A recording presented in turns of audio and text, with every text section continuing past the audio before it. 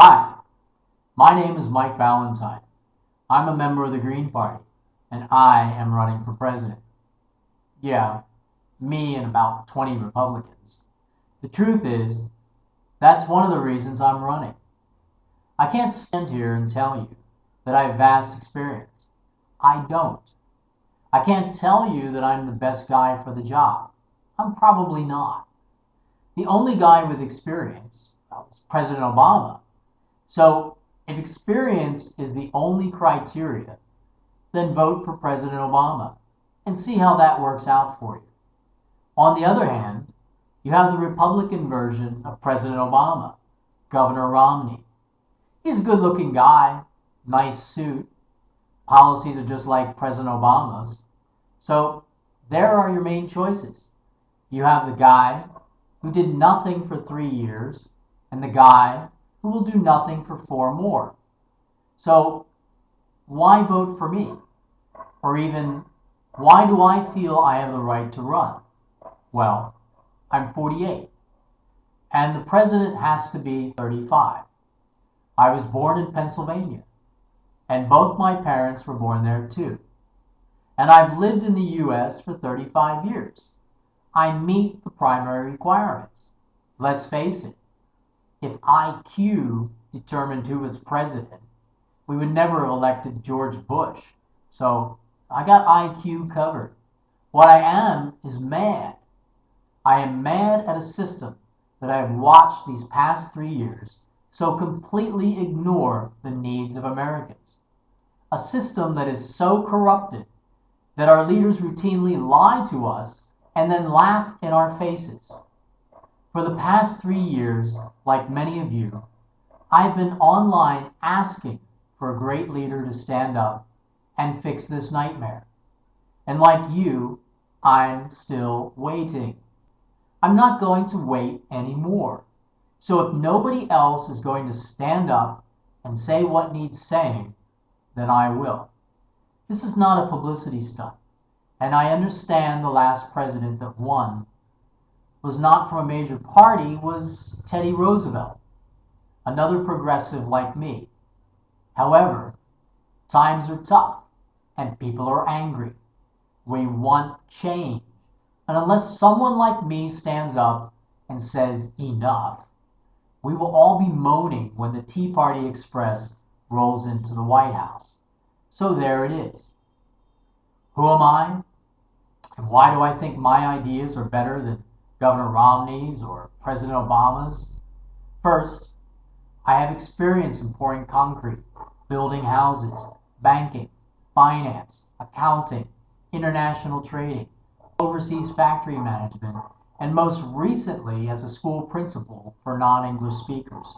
I've hung drywall. I've negotiated multi-million-dollar loan agreements. I've traveled to 27 countries in 20 years. I've lived in 4 of them. And during this time, I picked up a little thing called life experience. I am just as comfortable talking about how to wire a panel box as I am to a banker about how to structure a 5-year venture capital deal. Since I was 10, I started about 16 new businesses. Most of them, well, I got bored and moved on to my next business. I went to Milton Hershey School as a young man and got to understand the meaning of charity. I graduated from Dixon College with my bachelor's, a degree in Jewish studies, economics, and anthropology. Then I graduated from Elizabethtown College with a degree in business administration.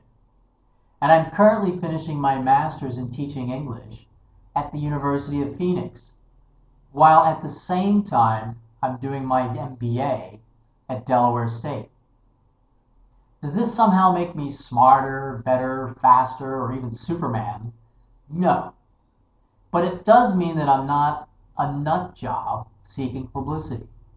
What makes me different from my 2 contenders is that I have a plan.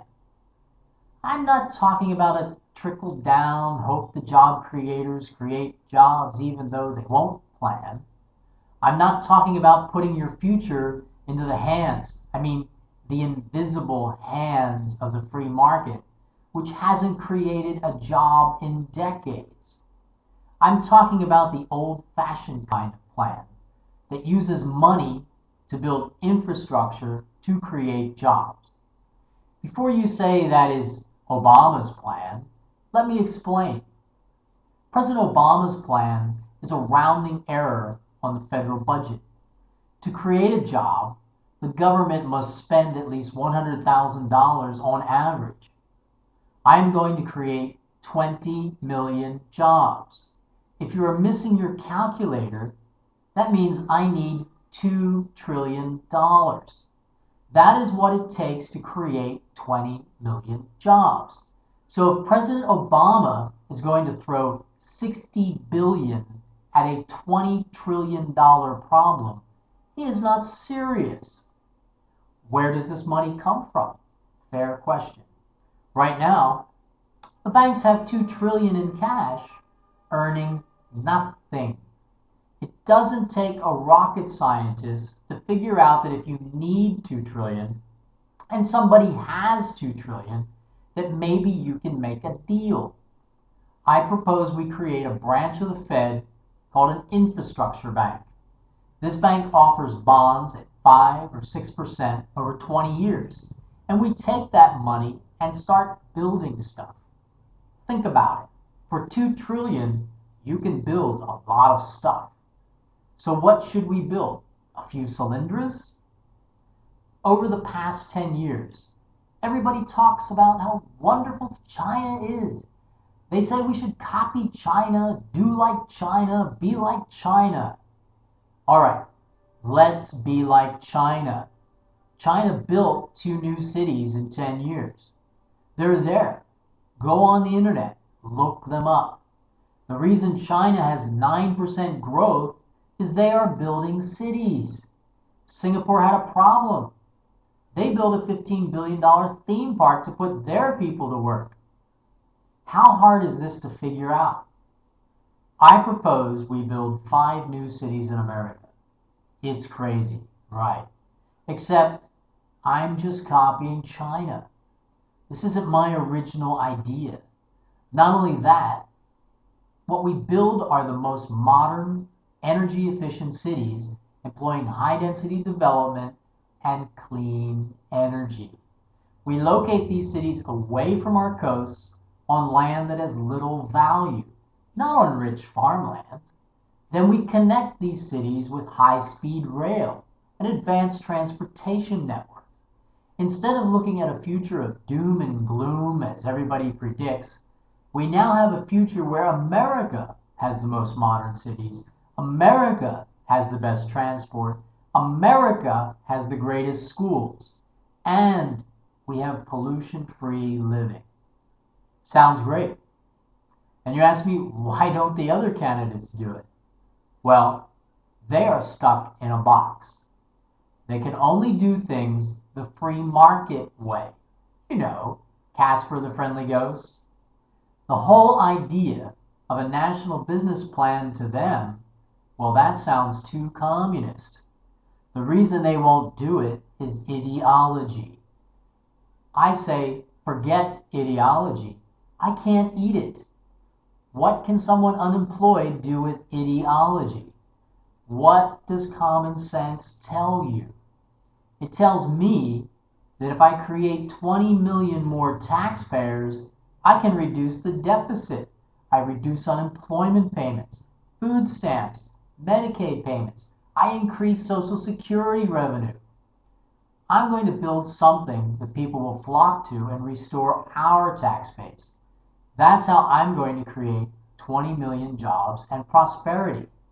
But before you start screaming, deficit, deficit, oh no, deficit, the sky is falling.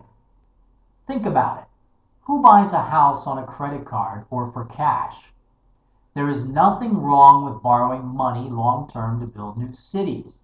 The only problem with borrowing money is if you borrow to pay your normal expenses, like, for example, a couple of wars.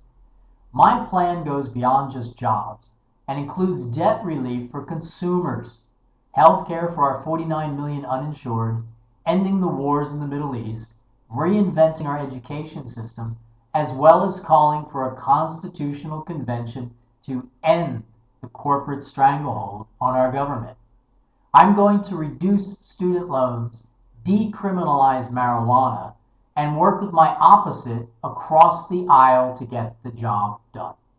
I will present my other proposals over the next several weeks. You can read about them on my blog, progressivecapitalism.wordpress.com. I need you to join me in not only changing the discussion from what we can't to why we can. Go to Americans Elect and join me in changing how we elect our president. Support Mike Ballantine, the people's president. Thank you for your time, and God bless America.